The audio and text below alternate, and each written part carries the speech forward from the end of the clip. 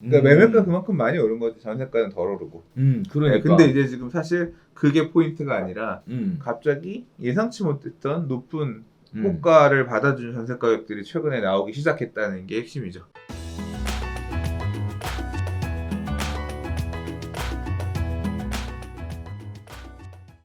자, 마지막 이야기, 네 번째 이야기입니다.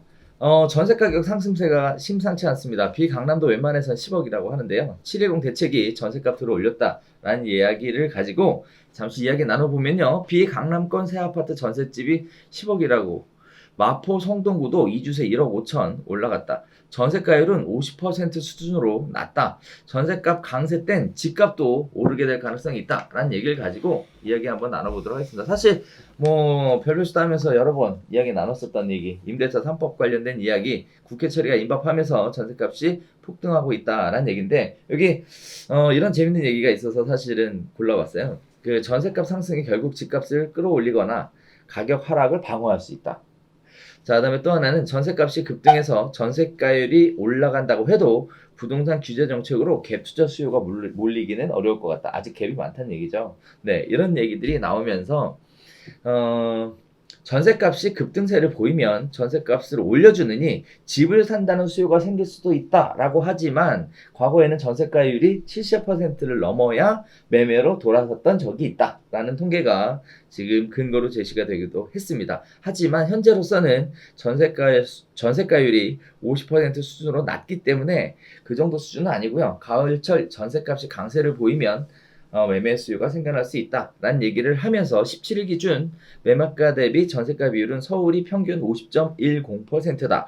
강남이 42%, 서초가 45%, 송파가 46%, 마포가 53%, 용산이 45%, 성동이 52% 정도가 된다라고 이야기를 하고 있는데 일단은 생각보다 매매 가격이 올라가서 상대적으로 갭이 커 보이게 되는 이런 모습들을 보여주는 것 같은데 생각보다 낮네요, 전세가 비율이.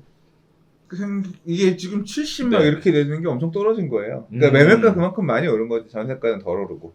그러니까. 근데 이제 지금 사실 그게 포인트가 아니라 음, 갑자기 예상치 못했던 높은 음, 호가를 받아주는 전세 가격들이 최근에 나오기 시작했다는 게 핵심이죠. 그래서 마포 성동도 2주에 1억 5천 올랐다라고 하는 거는 뭐 퍼센트로 따지면 이게 추세가 매매가는 오르는데 전세가가 별로 안 오르면서 벌어지는, 그러니까 전세가율이 계속 떨어지는 분위기였다라고 하면 지금 몇몇 거래의 흐름은 다시 전세가율이 올라가는 그런 모습도 보인다는 거잖아요. 그 원인이 임대차 3법 또는 입주 물량에 있지 않겠냐 그런 얘기인 건데 그럼 그렇게 해서 전세가율이 다시 50, 60 이렇게 올라가면 다시 다시 그러면 매매 갭 투자할 수 있는 요인이 만들어지지 않겠냐 뭐 이제 뭐 그런 사실 가능성에 대한 얘기였는데 모르겠습니다.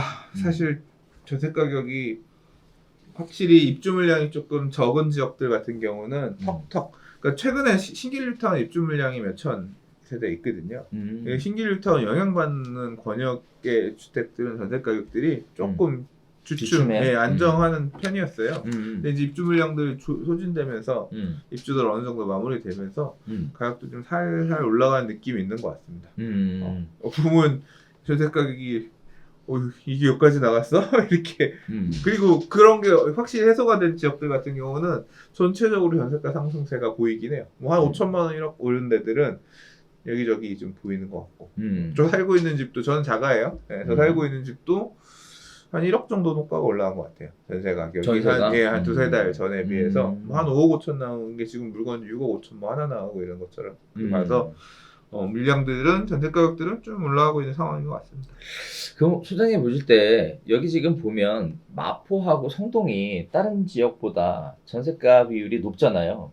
왜 이렇게 높을까요? 마포하고 성동이 유독 거의 한 10% 가까이. 용산은 낡은 집이 많고 마포 성동은 재개발 재건축해서 재개발해서 새로 입주한 신축 주택들 비율이 높거든요. 상대적으로 그런 것 때문에 전세가들이 좀 높게 가는 부분이 있고. 신축이 있어서 전세를 더 주더라도. 그러니까 이 재건축 안 한 낡은 집 많은 동네들은 매매가 대비 전세가율이 낮아요. 음마 아파트 20몇 억 하는데 전세 뭐 지금 전세가 음마가 막 올랐대. 잠실 로단지가 올랐대. 올라서 6억 5천이야. 올라서 6억 5천인 거예요. 그러니까 이게 매매가는 20억인데 그럼 30% 음. 30% 선밖에 안 되는 거죠. 음. 이제 그런 애들이 평균 값을 많이 깎아주는 거고 음. 상대적으로 지금 삶의 이 거주 만족도가 높은 새 아파트들이 매매가 대비 전세가 비율이 좀 높게 차지해 주는 거고 그러면서 평균을 만들어 주는 거죠. 네. 그렇대. 네.